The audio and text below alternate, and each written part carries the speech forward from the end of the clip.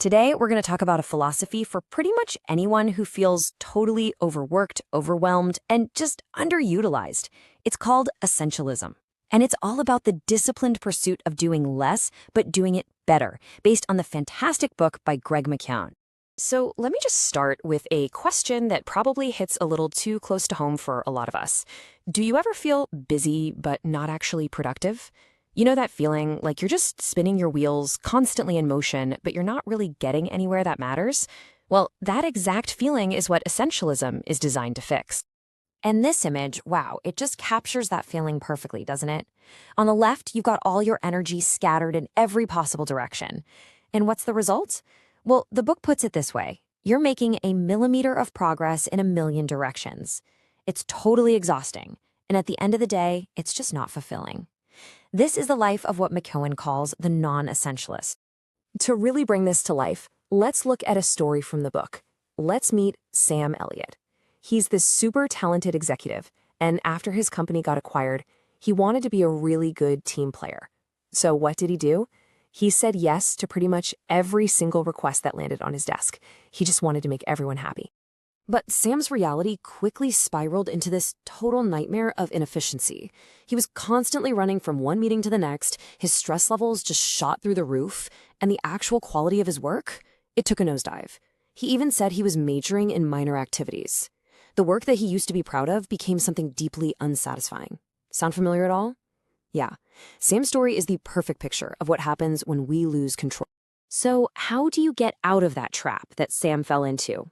Well, that brings us right to our first section here, the way of the essentialist.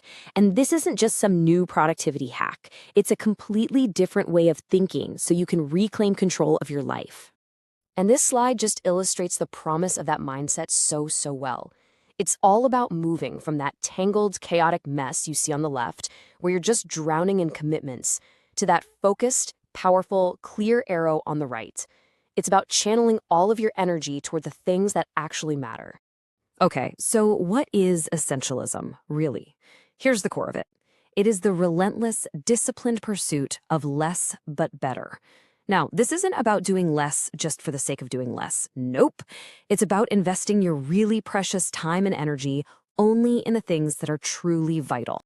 And, this idea has a really cool history. It was championed by the legendary designer Dieter Rams. His guiding principle was weniger aber besser, which translates to less but better.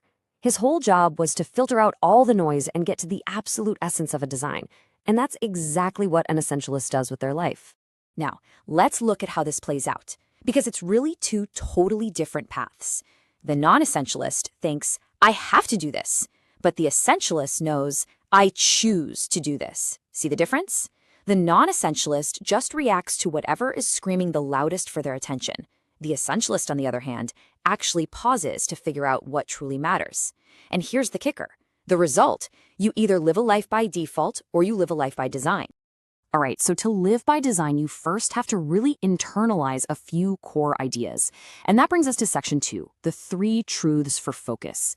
Think of these as the foundational beliefs that make the whole thing possible.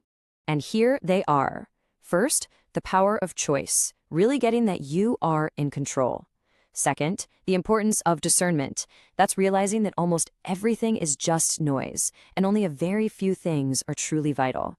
And third, you have to embrace the reality of trade-offs, just accepting that you cannot do it all. Let's start with choice. So many of us feel like we have to say yes, right? Like our time is totally controlled by other people. But the first truth is you always have a choice. Even when you say, I have to, what you're really doing is choosing to give away your power. The very first step is reclaiming that power and realizing you choose to answer that email or choose to take that meeting. Okay, on to the second truth.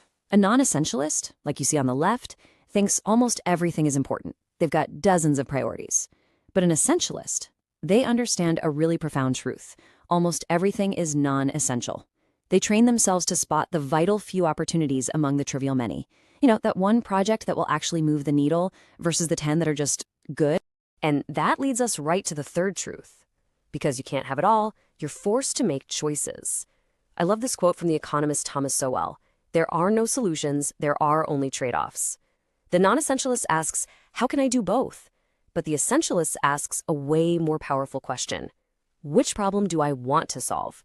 That means you have to deliberately choose one great thing over many good things. So, once you've embraced this new way of thinking, how do you actually put it into practice? That brings us to section 3, the 3-step essentialist method. This is the how-to part. It's a really simple, disciplined 3-part cycle. First, you explore and evaluate all your options to figure out what really matters. Then, you eliminate everything else, all the noise, all the distractions, and finally, you execute on those vital few things in a way that makes it almost effortless. Sounds simple, right? Let's break it down. So let's look at that first step, explore. To really do this right, you have to deliberately create space. And I'm not just talking about space for big picture thinking. It means protecting the basics, like sleep, which the book actually calls a driver of peak performance. It means building in buffers between your tasks instead of scheduling things back to back. Honestly, in our crazy, hyper-connected world, just choosing to be unavailable is a radical act. But it's the only way you're going to get the clarity to find what's truly essential. Now, the second step, eliminate. This is often the hardest one. It takes real courage and some clear boundaries. A really great tactic for this is the 90% rule. So when you're looking at an option, score it out of 100. If it's anything less than a 90, just treat it as a 0. This forces you to say no to all those merely good opportunities, so you have the time and energy to say a huge yes to the truly great ones. And finally, we execute. Now, this isn't about just using brute force and willpower. It's about designing systems that make doing the important stuff your default path. This means building routines, removing obstacles in your way, and starting with small wins to build momentum.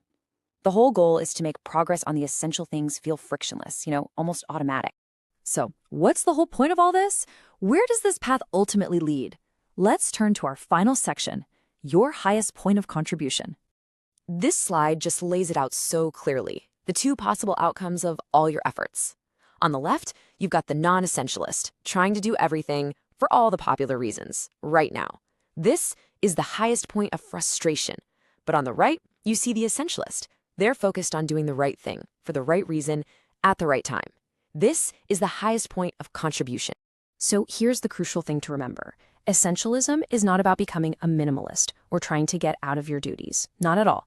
It's a strategic choice to invest yourself where you can make your most significant impact. It's all about contribution, not just reduction. And in the end, it all comes back to this one powerful idea. You can let your life just happen to you, getting pulled in a million different directions by everyone else's agenda. Or you can choose a different way. You can choose to live a life by design, not by default. So as we wrap this up, I want to leave you with a direct challenge. I want you to look at your life, your work, your commitments. What is the one non-essential thing you can eliminate starting today to make room for what truly matters?